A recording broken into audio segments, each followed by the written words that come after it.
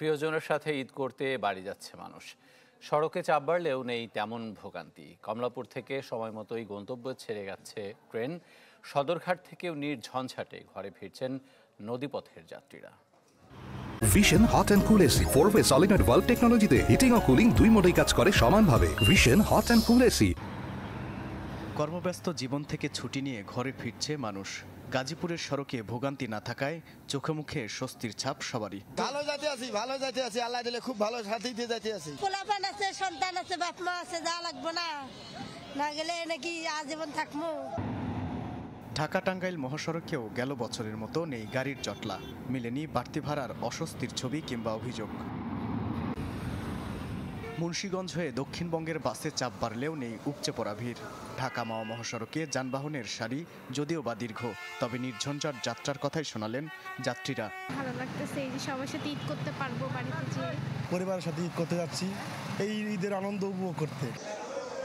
এদিকে রাজধানীর গাবতলীতে এক টিকিট দুইজনের কাছে বেচার দেয় একটি পরিবহন কোম্পানিকে জরিমানা করে ভোক্তা অধিকার। আপনাকে 5,000 টাকা জরিমানা আরোপ করা হলো এই অপরাধে।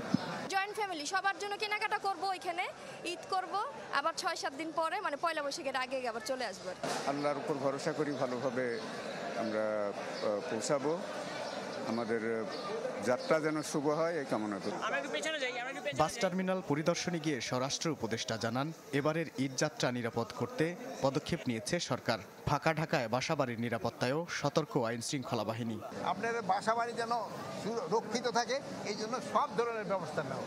এখানে আল্লাহ দিলে কোনো ধরনের ষড়যন্ত্রের হুমকি নাই, আর ষড়যন্ত্রের যদি কোনো হুমকি থাকে আপনারাই মোকাবেলা করবেন আমাদের সাথে। জনগণ মোকাবেলা করলে কোনো ষড়যন্ত্র কেউ করতে পারবে না। সড়কপথের মতো রেলেও ঝামেলা ছাড়াই রাজধানী ছাড়ছেন নগরবাসী। কমলাপুর হয়ে দিনে বাড়ি ফিরছে 60,000 মানুষ। অনেকদিন পর যাচ্ছি বাড়িতে, অন্যরকম এক্সাইটমেন্ট কাজ করতেছে। অনেক কষ্ট করে টিকিটটা আমরা পাইছি লাস্টে, যাক তারপর আলহামদুলিল্লাহ বাড়িতে যাওয়া হচ্ছে সবার সাথে ঈদ করার জন্য। সারা বছর যাত্রী খরা থাকলেও ঈদ ঘিরে প্রাণ ফিরেছে সদরঘাটে। পরিবার পরিজন নিয়ে আনন্দেই লঞ্চে চেপেছেন দক্ষিণ পশ্চিমাঞ্চলের যাত্রীরা।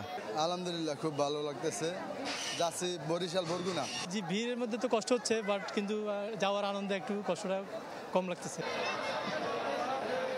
মাহবুবুর রহমান, চ্যানেল 24, ঢাকা।